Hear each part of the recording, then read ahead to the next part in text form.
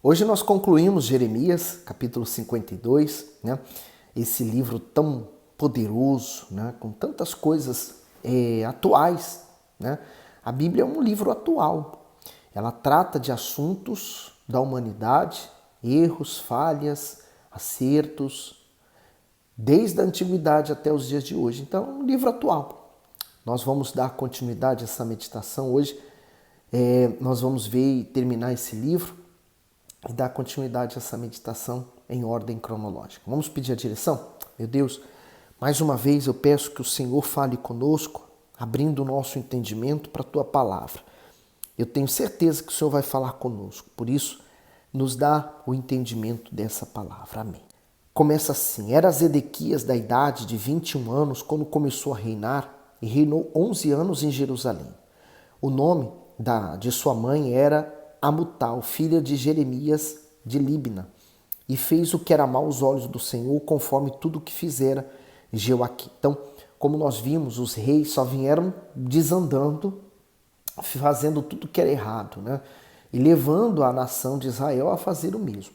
No 3, assim, por causa da ira do Senhor contra Jerusalém e Judá, ele os lançou de diante dele, e Zedequias se rebelou contra o rei de Babilônia. E aconteceu que no ano 9 do seu reinado, no 10º mês, no 10º dia do mês, veio Nabucodonosor, rei de Babilônia, contra Jerusalém, ele e todo o seu exército, e se acamparam contra ela e levantaram contra ela trincheiras ao redor.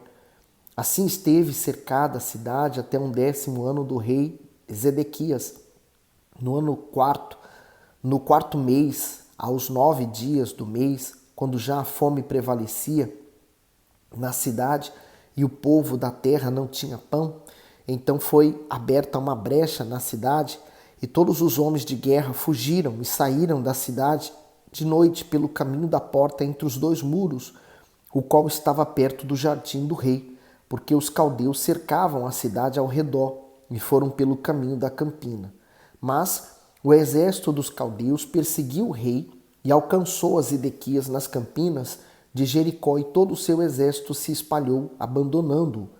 E prenderam o rei e fizeram subir ao rei de Babilônia, a Ribla, na terra de Amate, o qual lhe pronunciou a sentença. E o rei de Babilônia degolou os filhos de Zedequias à sua vista, e também degolou a todos os príncipes de Judá em Ribla. E cegou os olhos de Zedequias e o atou com cadeias. E o rei de Babilônia o levou para a Babilônia e o conservou na prisão até o dia da sua morte. O comentário diz: Zedequias foi mais um dentre tantos reis desobedientes ao Deus eterno. Ele reinou por 11 anos em Jerusalém até receber o julgamento divino nos seus dias. Esse rei representa aquelas pessoas que sabem que precisam mudar, pois já ouviram repreensões, mas não estão dispostas a se arrepender. A falta de humildade para se submeter ao Altíssimo não causou prejuízo apenas ao rei de Judá, mas a toda a nação.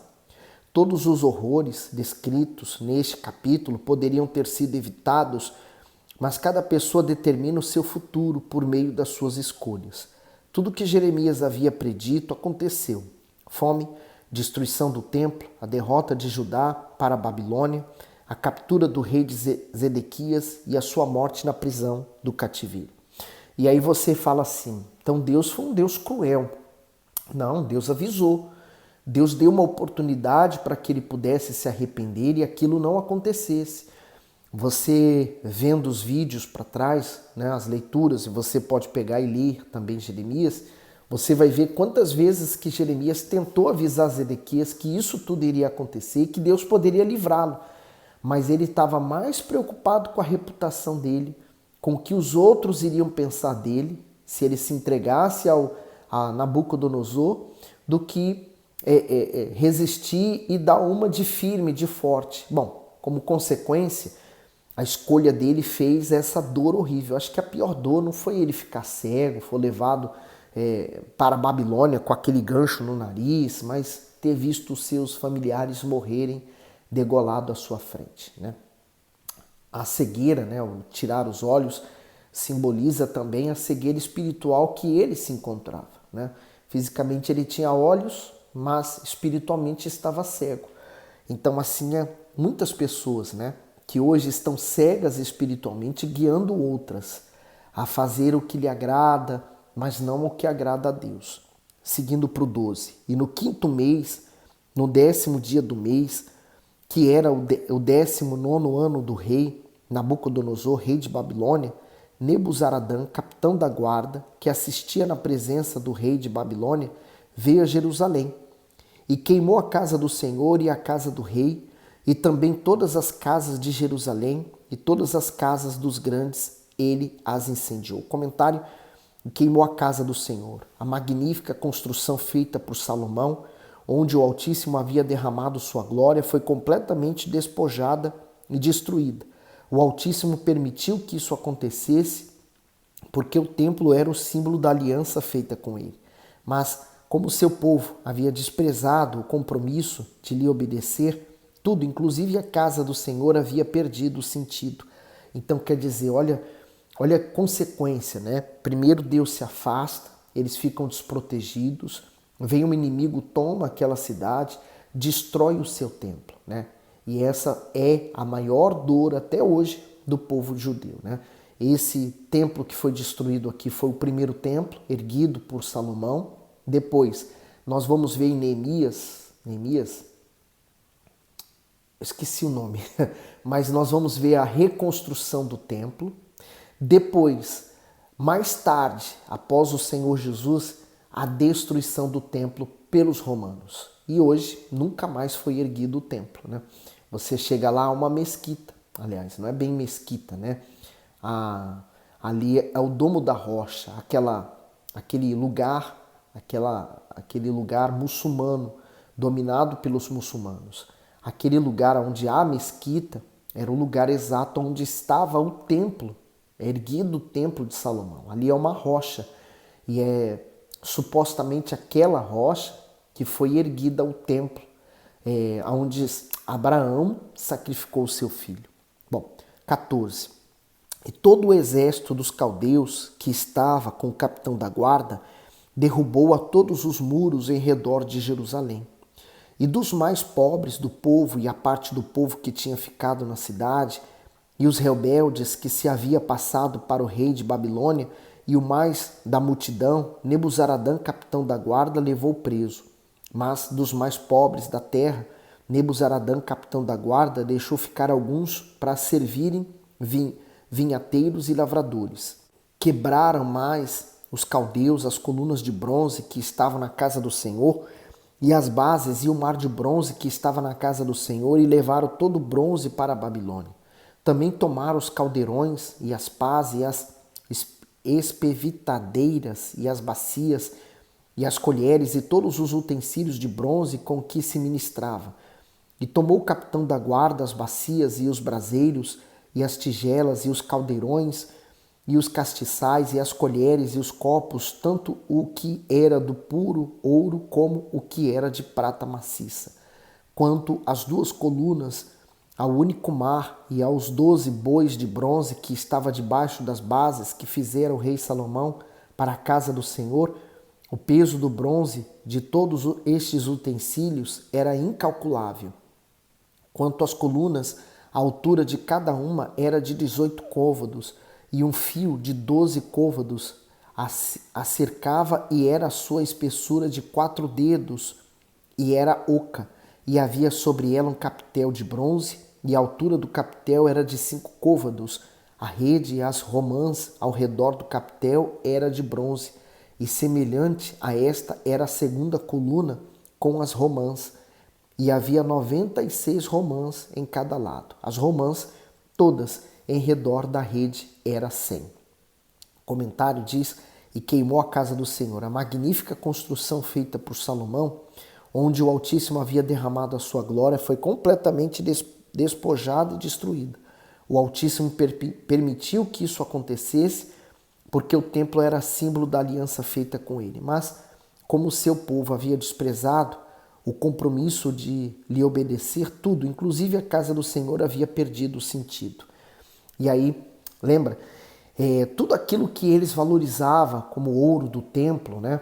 Os utensílios que eram usados, sagrado, agora está sendo tocado pelos incrédulos. E a Arca da Aliança? Bom, a Bíblia já não fala mais da Arca da Aliança, mas era supostamente para ela estar lá. Então, quais são as suposições? Que Deus retirou a arca, porque mais tarde em Apocalipse ela é vista no santuário, no tabernáculo, onde o Senhor Jesus é o sumo sacerdote e apresenta os sacrifícios perante Deus, mas também há especulações de que onde há aquele domo da rocha em Israel, então lá por baixo há sempre túneis subterrâneos, há muita coisa e ela pode estar escondida lá até os dias de hoje. Como é um ambiente hostil, um ambiente muçulmano, não há trabalho da arqueologia para procurar, né? Nem é permitido haver nesse lugar. Então, ninguém sabe se existe ou não ali a Arca da Aliança. Agora, uma coisa certa, né? Lá em Malaquias nós vamos ver Deus falando com o povo: tornai-vos para mim e eu me tornarei para vós outros. Quer dizer, aqui nós vemos o quanto que o povo se desviou da fé, né? O quão fácil também é nós nos desviarmos da fé. No 24, levou também o capitão da guarda, a Seraías, o sacerdote-chefe, a Sofonias, o segundo sacerdote e aos 3 guardas da porta. E da cidade tomou a um eunuco que tinha ao seu cargo os homens de guerra e a 7 homens que estavam próximos à pessoa do rei, que se achavam na cidade, como também o escrivão-mor do exército, que alistava o povo da terra para a guerra, e a 60 homens do povo da terra que se achavam no meio da cidade. Tomando-os, pois, Nebuzaradã, capitão da guarda, levou-os ao rei de Babilônia, a Ribla, e o rei de Babilônia os feriu e os matou em Ribla, na terra de Amate. Assim, Judá foi levado cativo para fora da sua terra. Este é o povo que Nabucodonosor levou cativo no 7º ano, 3.023 judeus. No ano 18º de Nabucodonosor, ele levou cativas de Jerusalém 832 pessoas. No ano 23 de Nabucodonosor, Nebuzaradã, capitão da guarda, levou cativas dos judeus 745 pessoas. Todas as pessoas foram 4.600. Sucedeu, pois, no ano 37º do cativeiro de Joaquim, rei de Judá, no 12º mês, aos 25 dias do mês, que Evil Merodach, rei de Babilônia, no 1º ano de seu reinado, levantou a cabeça de Joaquim, rei de Judá, e tirou-o do cárcere. E falou com ele benignamente, e pôs o seu trono acima dos tronos dos reis que estavam com ele em Babilônia. Esse Evil, ele foi o sucessor a Nabucodonosor, né, o seu filho. E ele tinha um apreço pelo rei Joaquim, talvez porque os dois eram muito jovens e cresceram talvez juntos ali no reinado. Mas só lembrando que Joaquim, ele foi preso, mesmo estando lá em Babilônia, ele estava solto, mas foi preso. Nesse período ele passou bastante tempo na prisão e quem soltou ele foi o Evil. No 33, ele fez mudar as vestes da sua prisão e passou a comer pão sempre na presença do rei, todos os dias da sua vida. E quanto à sua alimentação, foi-lhe dada a refeição contínua do rei de Babilônia, porção cotidiana, até o dia da sua morte, todos os dias da sua vida. O comentário falou com ele benignamente. O rei caldeu, Evil Merodach, sucessor de Nabucodonosor, demonstrou consideração para com o rei Joaquim, não porque era compassivo, mas porque foi movido por Deus a isso. Esse foi considerado um sinal do favor divino em restaurar Judá. O vídeo de hoje vai ficar bem curto, mas não tem problema. Nós terminamos hoje então o livro de Jeremias. Nós vimos até aqui o esforço do profeta em querer levar a salvação àquele povo. Assim também os profetas, homens de Deus dos dias de hoje, estão lutando para levar o máximo de pessoas à salvação. Bom, nós vamos agora começar o livro de Lamentações, também escrito por Jeremias. Nós vamos ver, é um livro bastante curto também, mas bastante intenso, porque ele mostra a dor do homem de Deus por ver a destruição, por ver as pessoas rejeitarem a Deus, rejeitarem a sua palavra. Nada diferente dos dias de hoje. Bom, vamos meditar mais adiante, tá bom? Dá o seu gosto, manda esse vídeo para alguém e põe nos comentários o que Deus falou com você, esse livro de Jeremias. Deus abençoe e fique bem.